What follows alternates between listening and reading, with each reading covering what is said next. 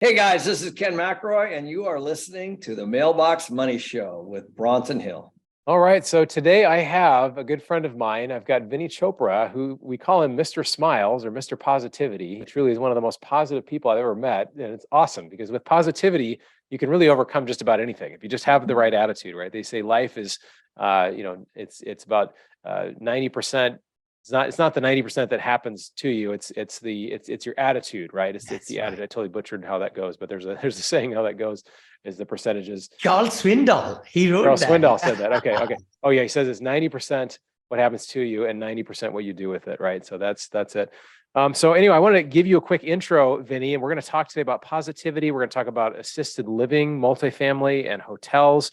Vinney he hosts 4 different podcasts. He's really a rock and a huge presence in the multifamily industry with 7,500 multifamily units, worth over 800 million. He's written several books. He wrote the book Syndication Made Easy. He wrote Profitability, Positivity Brings Profitability, and Senior Living Investing Made Easy is coming soon. So he started with $7 in his pocket when he first came 40 years ago from India, and now he's a multi-millionaire. So Vinney, welcome. Really excited to have you today. Thank you, Bronson. It's such a pleasure to be here, brother. Awesome, man. Well, I'm really excited to get into your story, get into what you're doing, get into what you think about multifamily today, and some of the ways that you've shifted to really take advantage of the trends that are happening, particularly with the aging population. So talk to us a little bit about your story. You $7 in your pocket. How did you come here? It's kind of a rags to riches story, but tell us that story. Kind of, I'm from India originally. I grew up there and wanted to be a mechanical engineer, which I became one, worked for a very large company in Bombay. But then I wanted to do my MBA in marketing. That's when I came to United States with the land of opportunity and some dreams. Went to George Washington University. So what happened was over there, one of my friends said, Vinney, what you doing in the summer months? I said, I don't know. I just arrived from India. He says, well, I sold books door to door. I said, what? Encyclopedias and, educational books and Bibles door to door. I said, okay, hey, let's go for it. My uncle didn't believe. He said, oh, what you're talking about? But, any long story short, I sold books door to door, 13 hours a day. Wow. 13 hours, brother. 80 hours a week for the whole summer. And I had no car, no bicycle, nothing. I was walking 13 hours. I was walking door to door outside Atlanta, Georgia. Anyway, first summer. That's hot. That's hot in the summer in Atlanta. It's hard, brother. It's really hot. Yeah.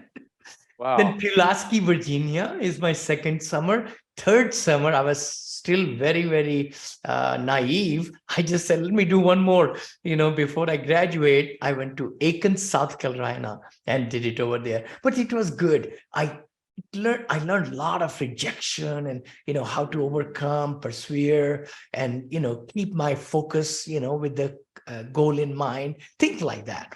So I have a question about that, Vinney. I can think of that job would be for most people, they'd probably rather be shot in the leg than to do that job, right? But you were able to do that. Have you always been a positive person? And you're just, because again, when you're constantly getting rejected and you're going door to door, you can imagine somebody listening, somebody comes to your house to sell anything. It's like, I'm always a little bit cautious, whatever, but you found it. So how did was that kind of a natural gifting of yours, or was it something that you developed over time?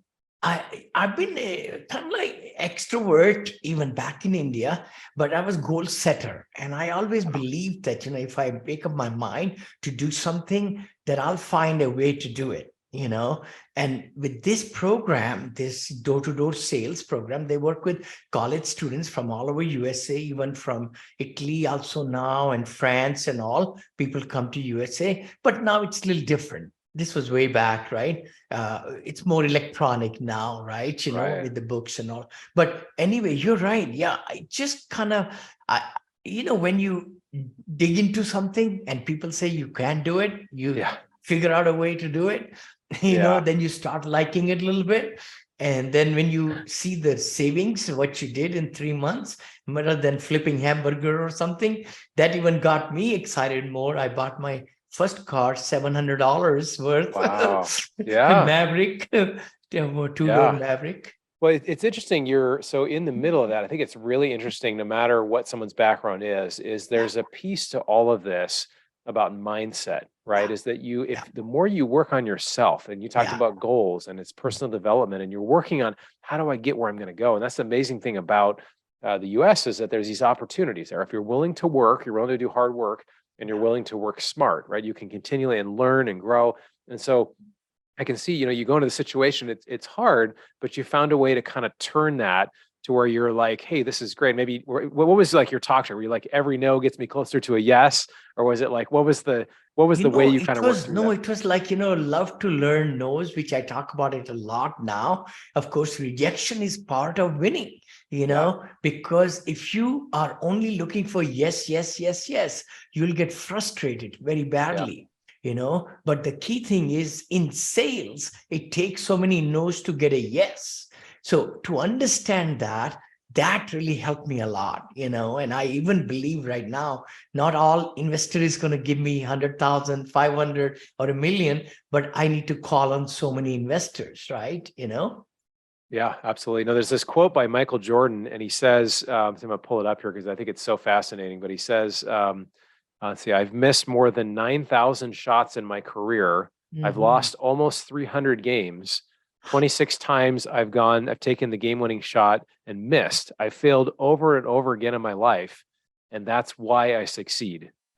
Right? And I see that for you. That's why you succeeded. It's because you not only did you were willing to fail. A lot of people there, and a lot of us, I think the application is just, are we willing to take chances? When it comes to relationships, when it comes to things with our kids and really trying to make effort, or even with our neighbors, or we have investors or things. You and I are syndicators, so we work with investors, and more people that I talk to do not invest than invest. And for some people that's hard, but the amazing thing is we get to change people's lives through what we do, which is awesome. So, and I know your book, Positivity Brings Profitability.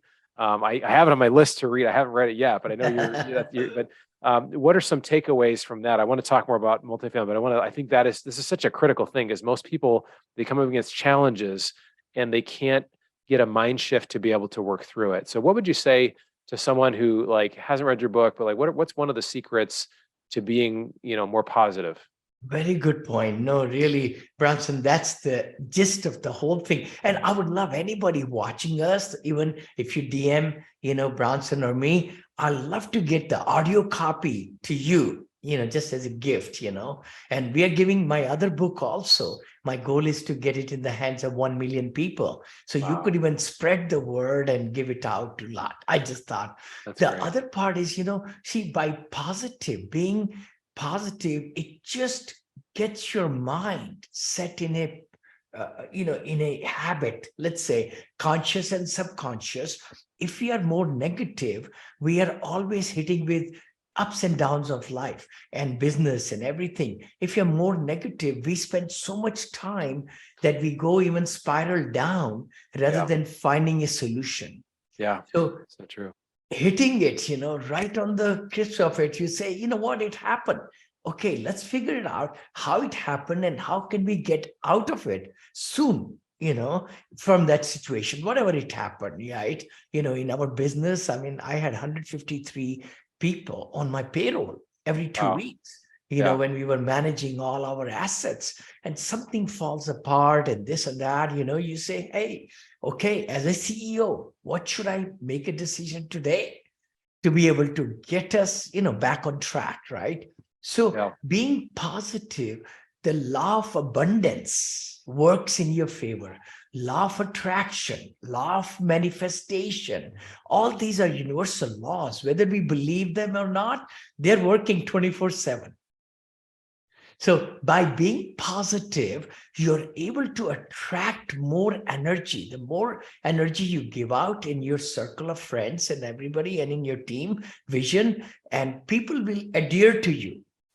Enthusiasm, being positive, all those things can really set the stage as a leader for other people to follow you. Yeah, no, I think that's really true. I've heard it said that people will be loyal to you as a person in proportion to the amount of transformation that they've experienced from you, or as a result of being in a relationship with you. When you're positive, when you can turn something around, people told that about me as well. Like, oh, you can just take this thing and you can have a good attitude. It's like, well, I can't change what happened. I can't change this bad thing over here, but I can change my attitude. I can change the way I look at it. I can learn from it. I had Rod Khleif on the show recently, who's a friend of Yes. both of ours, I know, and he said he Yes. had, 2008, he had $50 million. He came from nothing, at Yeah. $50 million. He lost everything. Lost And everything. then I he basically remember. got it all back. And he Yeah. said, in my life, everything is either success or it's a seminar. And I just love that. I was like, nothing is wasted, right? And I know if I you're like love a it. person of faith and you love God, like you believe that too, that everything works together. So, Yes. well, we're going to talk more mindset, but I wanted to get into multifamily, and you have some awesome experience. I mean, 7,500 units, 800 million. I mean, just huge, huge numbers there. What are you seeing right now? This is kind of the question I think everybody's asking. What's happening in multifamily? Because, I know lending has changed. People are, a lot of investors, they don't know what to do. So they're kind of holding their money back, but inflation's out there. So Yeah. what are you seeing right now in the market, Vinny? To be truthful, I think, I remember the time when I bought multifamily at 6%, 6.5%, 7%. So it's not uncommon for me Interest to rate, come yeah. into that. The biggest thing is that, it's been a seller's market. If you look at it for the last 3-4 years, especially a lot of syndicators, young ones coming in, overbidding, bidding. So I see that there is a correction coming. It always, nothing can go up and up and up always. It has to take a downward turn. So buyer's market is coming. It's going to have some foreclosures depending on where the units fall, who have the bridge loans. They are maturing some of the 3-year terms, and they cannot refinance at the higher level of the interest rate because those were small, lower interest.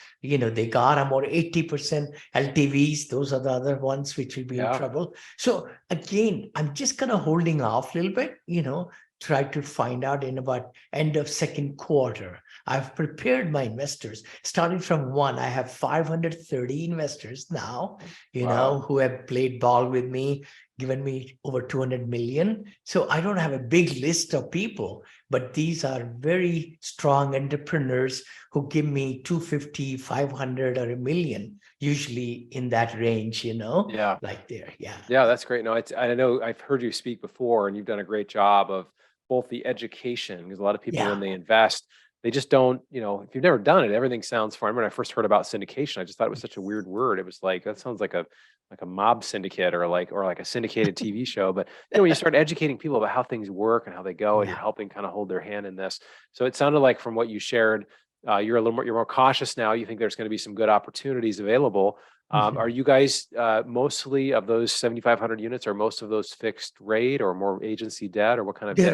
They're all fixed actually. And I've sold on the peak also quite a bit of that 7,500. I've got 5 or 6 big ones. Assets are like 60 million ones, 55 million. The big ones are, still remaining. But, it's a good time, to really adjust your also underwriting too, right? You got to be conservative, and that's the key. And not only that, I went to assisted senior living multifamily, which gives me a big, and I'd love to share that message to everybody, because what is happening is in assisted living, independent assisted and memory care is what I am in. And I can build it from scratch. It's A++ building with all the amenities and everything, 1 story. It cost me about $17 million to build it, but I can revenue stream of 4.5 million. Yeah, that's right. A year. What? 17 million total construction cost by leasing it up, because we're vertically integrated. We get the leasing, like the Punta Gorda I just opened. I put a post, we were having 65 seniors who gave us $5,000 deposit to get into the facility before even I opened it. Wow. And we are 79% occupied right now. What? Wow. So so I'm familiar a little bit, I was in my background's medical sales. I would go to some assisted living or nursing homes. So this is not a nursing home. This is assisted living. Assisted living, no doctors, no medical equipment, nothing. Right. So, and this is basically, I've been to some of these facilities are very, very nice. This is a new build facility. People pay between $6,000 and $12,000 a month, or $5,000, or what, there's a variance, right? Yeah, we are charging $4,300 in Florida at this time. Cape Yeah. Coral, Punta Gorda, and all that. Yeah. Williamsburg is coming up. I will be flying there. That should Okay. open up in about a month or 2 months. Yeah. Okay. And let's talk numbers. You said so 17.5 million. That's cash that's going into the deal? No, No, usually cash going in is about 5.5 million only. I okay. need About a third. and get a Yeah. construction loan. I get a construction loan. Yeah. And Okay. then I build it in about 12 to 14 months. We are able Okay. to build it up. By the time we are 70% built, we hired the executive director and the leasing Mhm. director. They start taking, talking to families and everything in the vicinity, how and who wants to come in. So they put deposit of 5,000 with us. Okay. And then we are able to look at their 3 years of rent, because wow. most of the seniors, they don't want to move around. Yeah. They wanna want to stay. come in your community, right? Yeah. So Right. And that Yeah. produces, you said, 4.5 million. And is that in revenue or is that in profit? 90. This is revenue. This is Revenue, revenue, okay. 4.5 to 5 million revenue, Okay. because it's average of 4,500 to 5,000 now in my Right. facilities. I build only 90 units, Okay. 90 units. 90 And what sort of, so of that, I'm just curious because I'm always interested to break even. Bottom line, 1.5 million. 1.5 million. Okay. Yeah, that's pretty. So if you're putting, you said 5 million, 5.5 million. and then you've got that's a lot. And then it probably grows over time. So you're doing very And well then on the this. value goes from 17 to 27 million. Once Wow. I'm fully what you call occupied and all, 94% or 92%, it'll be worth Wow. 27 to 34 million. And is the goal to basically get to full occupancy and sell it right away? Or is Sell it? it, or I can cash out my investors from the first LLC and Yeah. then buy it into second LLC, or Okay. keep the people in the same if they want to, right? Yeah. Okay. Yeah, I have not invested in assisted living. It sounds like a very compelling model. I have some friends that do it. And it sounds awesome. What would you say? I know that, when you have something that's a little more, it's not just like an apartment. Obviously, you're providing extra services, you have staff, you have meals. It's a little more of a business in that sense. But what are some challenges? I look at, you're not only building the building, but you're also operating the business. So what are some of the challenges? I'm so glad with you that? said it, right? Yeah. I know if anybody wants you, they could go to Hampton Manor is my brand, and Okay. Hampton Manor of assisted living, all these different cities. But you're right, we have a library, we have movie theater, we have spa, salon, we have a beautiful dining hall, which is high ceilings, restaurant style dining with the Wow. chef and the deputy chef. We have Yeah. nurse, and then we have business director, we could say, executive director, and a leasing and exercise director. So and caregivers, sorry. Yeah, so yeah, sure. about 20 people. Okay.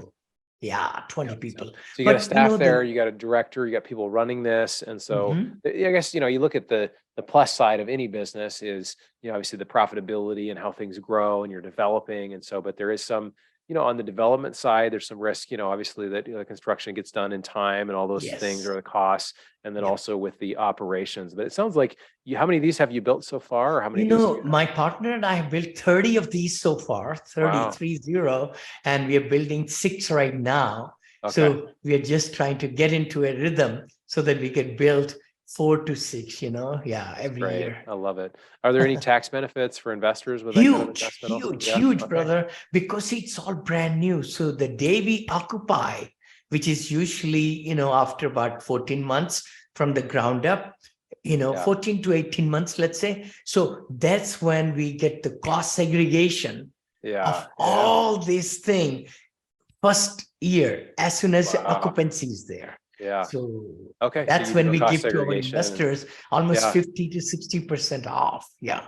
That's great. No, that's awesome. Well, it's we talk about the trend as our friend, right? It's a cliche, but it's there's so many boomers that are aging, and people. My grandmother, she passed away about 10 years ago, but she wanted to stay at home as long as she could, and then when she had to, it was to go to a nicer place, where she could live, and it had all the amenities you mentioned, and it was close to other family members. And so I think that there's a lot of desire for people to want to be either at home or in a home-like setting. And so there's all these trends that are here. The population, there's so many boomers retiring every day and wanting to move to Florida. That actually kind of goes with our investing strategy. One of the reasons we buy in the South, primarily in Florida and Georgia, is there's so many people moving to these areas. And that sounds like that's where some of your businesses are as well.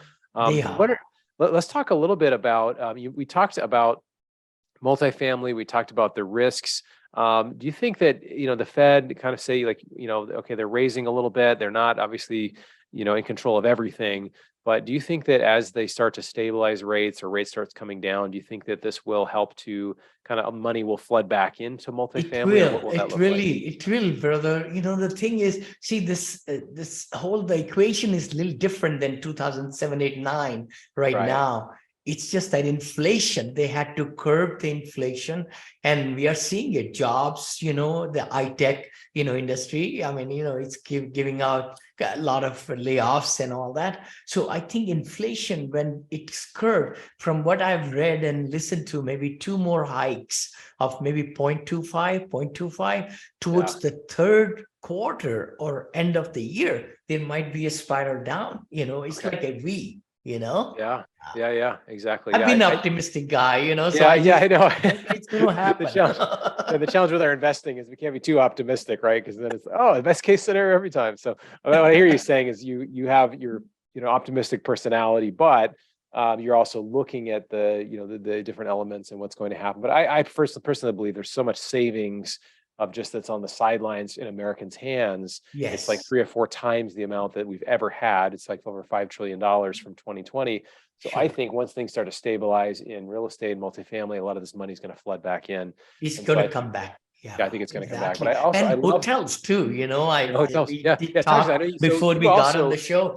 I'm so happy that the hotels also, with the COVID, it just had put a push down, with occupancy, with PIPs, we call it property improvement plan.